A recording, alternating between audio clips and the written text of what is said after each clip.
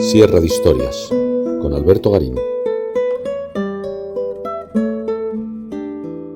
En 1555, los príncipes alemanes, luteranos y católicos, decidieron firmar la paz de Augsburgo, que ponía fin al enfrentamiento religioso que había agitado el Sacro Imperio Romano-Germánico desde hacía casi 3 décadas. Aquella parecía la solución frente a todos los problemas teológicos que había acarreado la reforma puesta en marcha por Lutero en 1517. Sin embargo, aquella fue una paz tensa, que si bien es cierto que se prolongó por más de medio siglo, hasta que volvió la guerra de la forma más virulenta posible en 1618, con el inicio de la Guerra de los 30 años, fue una paz tensa en la que no faltaron los conflictos, en la que los enfrentamientos, sobre todo en las comunidades en las que podía haber grupos de protestantes y de católicos, fueron generando una sucesión de conflictos entre ellos.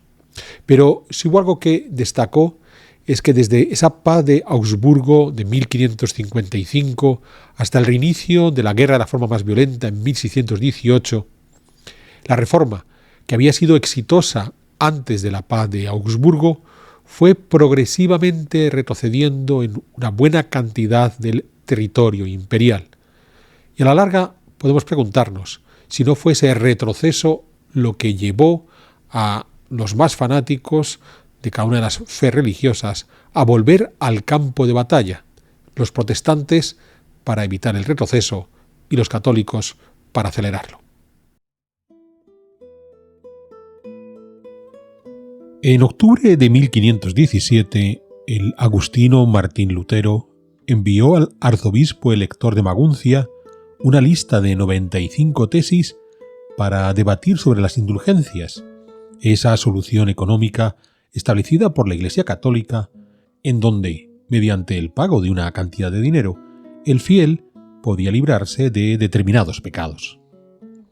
Para 1521, cuando Lutero se presentó ante el emperador del Sacro Imperio Romano-Germánico, Carlos V, en la Dieta de Worms, las propuestas del agustino se habían radicalizado, convirtiéndose en el germen de toda una nueva iglesia en el seno del cristianismo.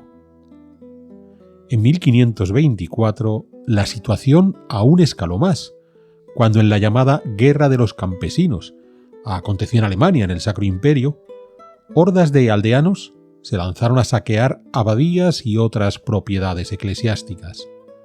Puesto que Lutero había mostrado lo innecesario de la institución católica, bien podían los campesinos hacerse con los bienes de la Iglesia. La represión llevada a cabo por huestes nobiliarias en 1525 fue brutal, pero aquello no supuso el fin de las teorías de Lutero.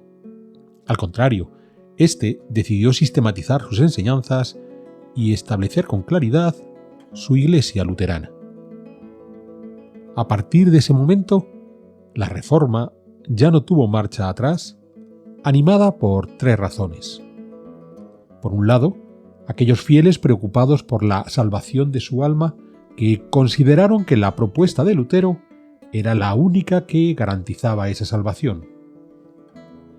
Por otro lado, el establecimiento de la propia Iglesia luterana, que pronto creó todos los mecanismos para garantizar no solo su supervivencia, sino su absoluta imposición, pasando a formar parte de la estructura moral pública de buena parte de Alemania.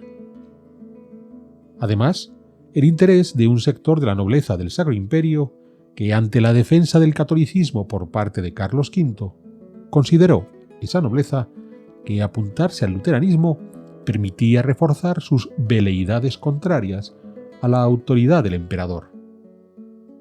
Por supuesto, podía haber personas que reunieran esas 3 razones: nobles piadosos, inquietos por su alma, que defendían la Iglesia luterana para garantizar la salvación de todos sus súbditos y que a su vez veían en la reforma un mecanismo para garantizar su autonomía. Los roces entre las diferentes sectas cristianas se agravaron con la llegada de nuevos predicadores defendiendo su propia interpretación del mensaje de Jesús, entre los que destacó Calvino, a quien ya hemos dedicado una sierra de historias y cuyos principios dogmáticos ya dejó establecidos en 1536. A partir de ese momento, la intolerancia religiosa creció de forma desmedida. Muchos de los recién llegados al protestantismo consideraron que su nueva fe exigía la conversión de toda la sociedad o la aniquilación de los que se resistieran. Del lado católico, la intolerancia también terminaría por imponerse, en este caso, persiguiendo y eliminando, si era necesario, a todo aquel que mostrase empecinamiento en defender las herejías protestantes. En la propia Alemania había de vivirse uno de los primeros capítulos violentos de esta intolerancia religiosa, con la Primera Guerra de Esmalcalda, iniciada en 1546, donde se unieron el fanatismo dogmático y las tensiones entre el emperador y sus nobles. Salió victorioso Carlos V en la batalla de Mühlberg de 1547, quien pensó que podía desmontar la reforma. Nada más lejos de la realidad. Solo 5 años después, en 1552, llegó la Segunda Guerra de Esmalcalda o Rebelión de los Príncipes, en donde los protestantes, dirigidos por Mauricio de Sajonia, derrotaron a Carlos V. El resultado fue la Paz de Augsburgo, firmada en 1555 por Fernando, el hermano de Carlos V, en donde se estableció una singular libertad religiosa en base al principio de cuius regio eius religio, es decir, la Iglesia del príncipe del Estado había de ser seguida por todos sus súbditos. Si alguno de ellos estaba en desacuerdo, podía partir tras vender libremente sus propiedades. Sin embargo, no fue tan fácil como los firmantes de Augsburgo pensaban, pues fueron bastante los territorios en donde la mitad de la población era católica y la otra mitad luterana, por lo que hubo que aprender a convivir, que no a excluir. Conocemos hasta 4 de las llamadas ciudades imperiales compartidas, donde, con no pocos roces, las 2 sectas cristianas tuvieron que aprender a convivir, utilizando los mismos espacios en tiempos distintos, o entendiendo que el otro podía llevar a cabo sus ritos, procesiones, en determinados momentos. El ejemplo más destacado fue la propia Augsburgo, pero también fueron ciudades imperiales compartidas, Biberach an der Ruhr, Ravensburg o Dinkelsbühl, todas ellas urbes que habían sufrido una virulenta violencia durante la Guerra de los Campesinos que, quizás, les había enseñado a ser más tolerantes. Con todo, la Paz de Augsburgo solo contempló el acuerdo entre luteranos y católicos, excluyendo al resto de iglesias protestantes, comenzando por los calvinistas, que si bien eran minoritarios en 1555, habrían de ir creciendo en las siguientes décadas. El frágil equilibrio logrado en la Paz de Augsburgo de 1555 comenzó a venirse abajo a partir de 1563. 3 acontecimientos de ese año habían de cambiar el status quo establecido. Fue en ese 1563 cuando Federico III, elector del Palatinado, promulgó el llamado Catecismo de Heidelberg, que recogía los principios de la Iglesia calvinista. Federico, nacido en 1515, hombre muy piadoso, había sido educado como católico, pero por influencia de su esposa María de Brandeburgo, se convirtió al luteranismo en 1546. Cuando Federico fue nombrado elector del Palatinado en 1559, todo parecía ajustarse a la Paz de Augsburgo. Que un príncipe alemán fuera luterano era admisible. Pero el joven Federico no estaba del todo convencido si había elegido el camino correcto para salvar su alma, de modo que siguió ahondando en sus cábalas teológicas, lo que le llevó a abrazar la Iglesia calvinista en 1560 y a fundamentar su fe con ese catecismo de Heidelberg de 1563. Aquello sí rompió el equilibrio de Augsburgo. Ahora había un príncipe elector que no era ni luterano ni católico. Con el tiempo, esta decisión de los señores del Palatinado habría de ser, como veremos, una de las causas de la Guerra de los 30 años. Llevamos varios años produciendo nuestros programas de divulgación de historia e historia del arte a través de Sierra de Historias. Y lo hemos conseguido gracias al apoyo de todos ustedes que con regularidad se han convertido en espectadores de nuestros vídeos. Nos gustaría poder seguir haciéndolo y para ello hoy me atrevo a pedirles su apoyo. Les voy a pedir que se suscriban a nuestro canal aquellos que aún no lo han hecho, para así estar al corriente de las nuevas producciones que vamos incorporando a este canal. Y además invitándoles a aquellos que nos puedan echar una mano económicamente a hacerse miembros de Sierra de Historias, porque esa es la mejor forma de garantizar que podemos seguir adelante con nuestro trabajo, en donde nuestro empeño por lograr una divulgación histórica en la que el arte sea fundamental es la clave. Sé que muchos de ustedes aprecian este trabajo y sé que van a poder hacer ese esfuerzo, de modo que permitan agradecérselo por adelantado y ahora sigamos disfrutando de nuestras Sierra de Historias. Pero además, en 1563 había concluido el Concilio de Trento, que había rearmado teológicamente a la Iglesia Católica.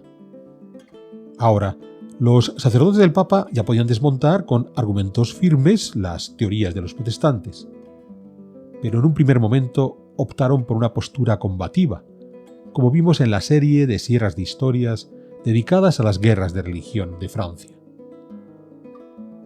Sin embargo, esa opción violenta no fue la que resultó exitosa en el Sacro Imperio. Para 1563, lo que realmente estaba dando fruto era la labor evangelizadora de Pedro Canisio. Nacido en 1521 en Nimega, hoy en Holanda, y por aquel entonces parte de la diócesis de Colonia, ciudad en la que comenzó sus estudios en teología, en 1543 Canisio ingresó en la Compañía de Jesús, fundada por San Ignacio de Loyola tan solo 3 años antes. Aquello fue un revulsivo en su vida, pues entendió el valor de la palabra sobre el de la agresión para convencer al otro. Como Pedro Canisio decía, no hieran, no humillen, pero defiendan la religión con toda su alma. Canisio fue consciente de que los dos principales problemas de la Iglesia Católica eran, primero, la ignorancia de los fieles, de ahí el éxito de los luteranos, al facilitar la comprensión de la teología cristiana, y segundo, la corrupción del clero.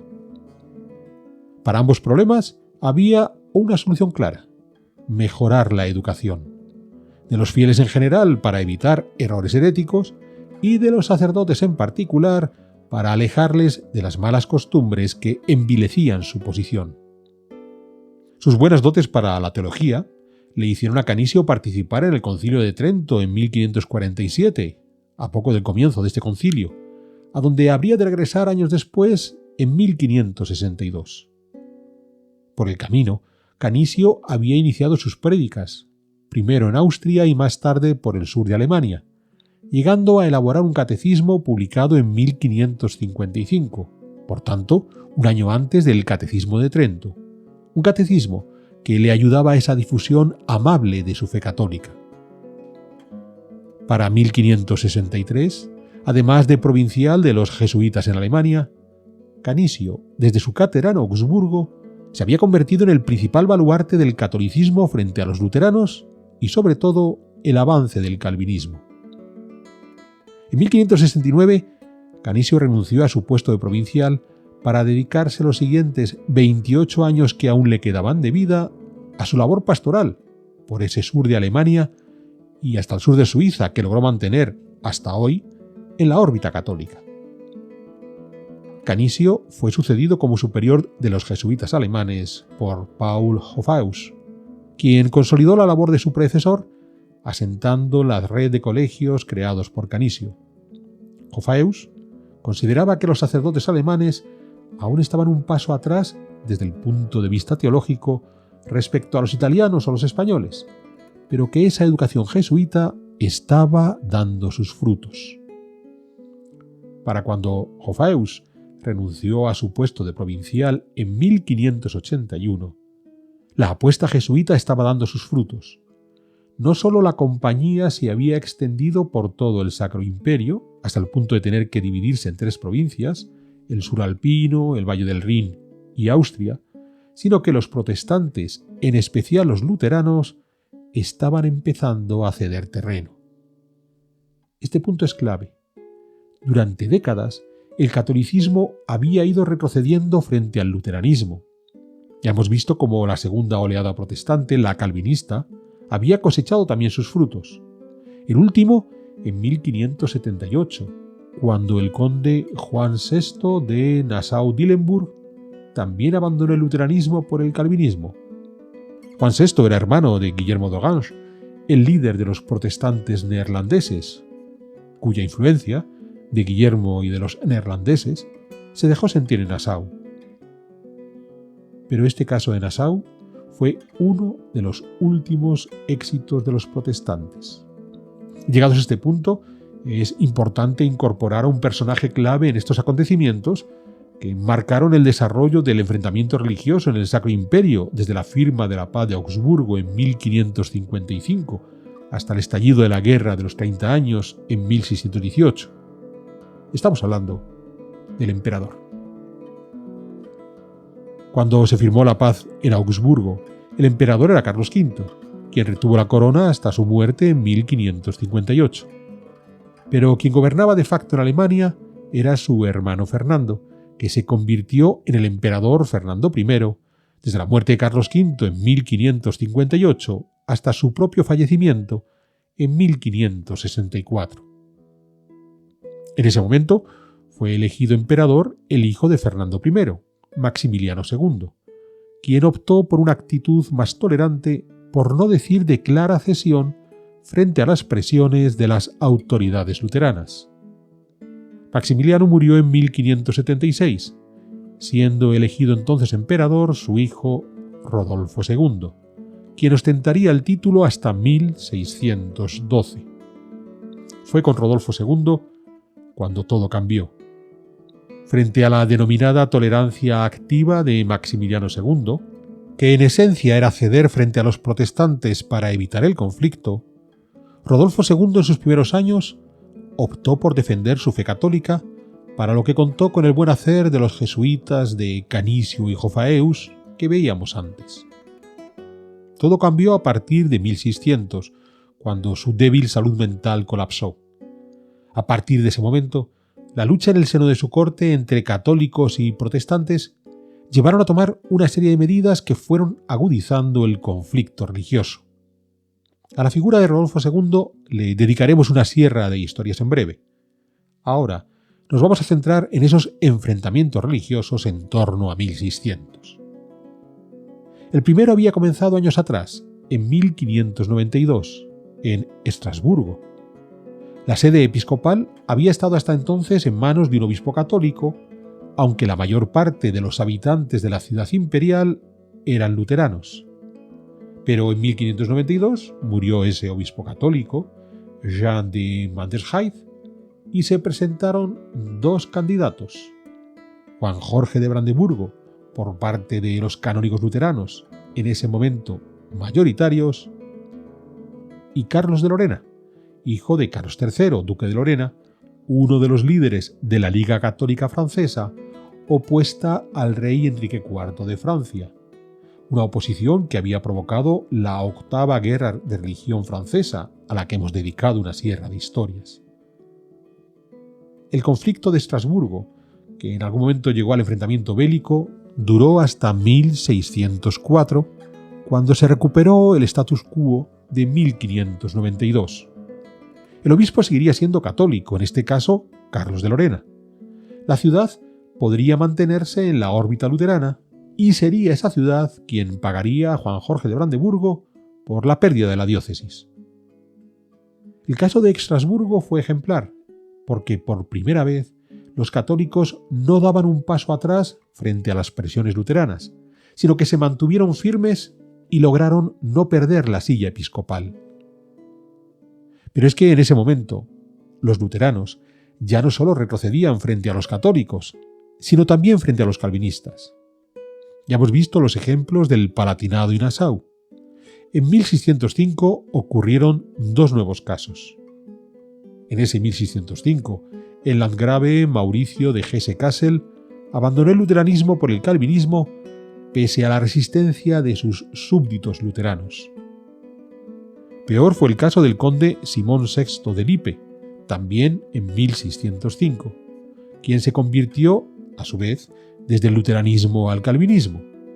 Aunque buena parte de sus súbditos aceptaron el cambio, la localidad de Lemgo se sublevó y Simón VI se vio obligado a sitiarla.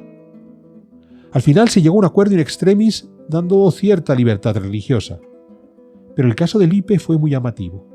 Cuando estalló la Guerra de los 30 años, en principio de católicos contra protestantes, hubo luteranos como los de Lemgo que fueron más partidarios de los católicos que de los calvinistas, por muy protestantes que fueran, lo que venía a demostrar que los ejercicios de intolerancia como los de Simón VI en Lemgo solo provocaban una animadversión que había de conducir al enfrentamiento violento.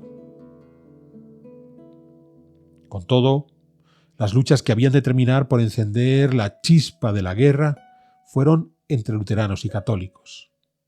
En 1606, en la ciudad de Donauwörth, en principio mayoritariamente luterana, los católicos organizaron una procesión que fue reprimida por los protestantes.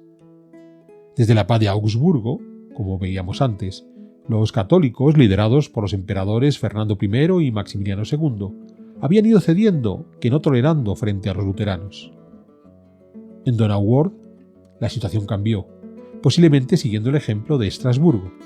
Si los luteranos querían imponer su voluntad, ya no por el convencimiento, pues en ese terreno los católicos avanzaban gracias a las prédicas de los jesuitas, sino por la fuerza, los católicos se resistirían, y en Donauwörth todo terminó en 1607, cuando en nombre del emperador Rodolfo II, el duque de Baviera, Maximiliano I, tomó la ciudad y la incorporó a su ducado, convirtiéndola manu militari en urbe católica. Lo sucedido en Donauwörth desató todas las alarmas y los protestantes, encabezados por Federico IV del Palatinado, nieto de aquel Federico III que se había convertido desde el luteranismo al calvinismo, Federico IV, decíamos, llamó a los otros príncipes reformados para constituir la Unión Protestante en 1608 con la que frenar el avance católico. Esta unión logró juntar a todos los príncipes calvinistas y a la mayoría de los luteranos, con notables excepciones, como el duque de Sajonia, que prefirió mantenerse al margen. Para oponerse a la Unión Protestante, el duque de Baviera en 1609 montó la Liga Católica, que también se formó con algunas bajas destacadas, pues si bien entraron casi todos los príncipes católicos, no lo hicieron ni el arzobispo de Salzburgo ni la Casa de Habsburgo. Con todo, 10 años después, cuando comenzó la Guerra de los 30 años, tanto la Unión Protestante como la Liga Católica, ya con los Habsburgo dentro, habrían de convertirse en dos de los principales contendientes en el comienzo de esa guerra. Una guerra que se siguió anunciando ante las continuas disputas que siguieron tras la creación de la Unión Protestante y la Liga Católica. En 1609, el ya debilitado mentalmente Rodolfo II entregó la Carta de Majestad a los checos, dándoles libertad religiosa, algo que venía a contradecir todas las decisiones emitidas por el emperador en los años previos, para poco después volver a cambiar de opinión. En 1611, en la ciudad de Aquisgrán, hasta entonces gobernada por un cabildo católico, la población protestante se sublevó, tomó el ayuntamiento y saqueó el colegio jesuita. Por 3 años, Aquisgrán quedó bajo el dominio protestante. Por el camino, en 1612, había muerto Rodolfo II, siendo elegido como nuevo emperador su hermano Matías I, quien entre sus primeras medidas ordenó a otro de sus hermanos, el archiduque Alberto de los Países Bajos, que retomara Aquisgrán para el partido católico, como se hizo en 1614. El caso de Aquisgrán es ejemplar. Lo que había ocurrido en Alemania desde las prédicas de Lutero y durante casi un siglo es que la población protestante había ido creciendo mientras la católica iba retrocediendo. Pero desde finales del siglo XVI y gracias a las prédicas de los jesuitas, se volvieron las tornas. Cada vez eran más los antiguos protestantes que regresaban al mundo católico y de esa manera estos protestantes veían cómo sus fuerzas podían ir disminuyendo progresivamente. En el caso de Aquisgrán es ejemplar. Aún había una mayoría protestante, pero esa labor fina de evangelización de los jesuitas empezaba a dar sus frutos. Y estos líderes protestantes de Aquisgrán eran conscientes que posiblemente a la vuelta de una generación habían de ser minoritarios, como ya había ocurrido en otros lugares de Alemania. Podían entrar en el terreno del debate, podían acudir al ágora teológica a debatir con los jesuitas para tratar de entender cuál era la fe correcta, pero entendieron que en esa batalla dialéctica la victoria estaría en manos de los jesuitas, que no era momento de diálogo, que había que imponer la fe de manera violenta. Y a la larga, la revuelta que se provoca en Aquisgrán es el ejemplo de, ante el reconocimiento de la incapacidad por parte de los protestantes, en particular los luteranos, de seguir obteniendo nuevos fieles acudiendo al debate teológico, porque en ese debate estaban siendo derrotados por los jesuitas, la única alternativa que les quedaba era mantener su posición de una forma firme, violenta, si era necesario. Es muy curioso, porque a la larga lo que estamos viendo es que bajo una serie de supuestas quejas por los agravios que los protestantes estaban recibiendo de la minoría católica, en realidad habían optado por mostrarse intolerantes, por mostrarse fanáticos ante la posibilidad de que el fiel, solo a través de la palabra de la evangelización, pudiera cambiar de iglesia. No era el momento de permitir esas reconversiones hacia el catolicismo. Y haciéndose ver como los agraviados, estos protestantes de Aquisgrán lo que optaron fue por acudir a las armas. Y la respuesta que tomaron los emperadores para defender a esos católicos que estaban recuperando la iniciativa en el terreno de la fe fue devolver esa acción violenta con una acción aún más violenta. Tras el éxito de Aquisgrán, Matías I consideró que era momento de revertir la cesión hecha por Rodolfo II a los protestantes checos con esa Carta de Majestad de 1609. Quiso reimponer el gobierno católico en el territorio, pero sus enviados en Praga fueron arrojados por la ventana del castillo de Hrádky por una turba protestante que se oponía a los designios del emperador. Era el 23 de mayo de 1618. Aquel día comenzó una guerra que habría de destruir el Sacro Imperio Romano Germánico durante los siguientes 30 años. Pero eso ya es tema de otra sierra de historias.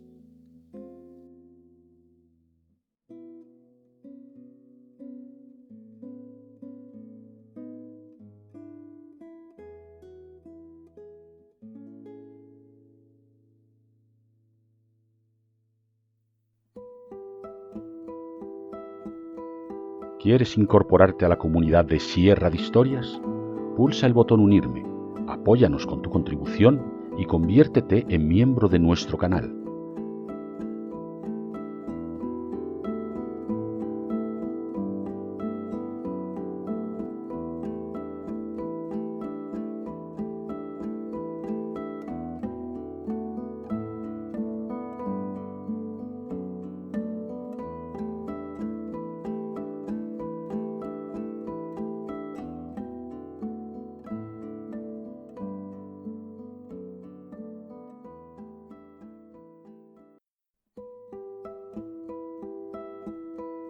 ¿Quieres incorporarte a la comunidad de Sierra de Historias?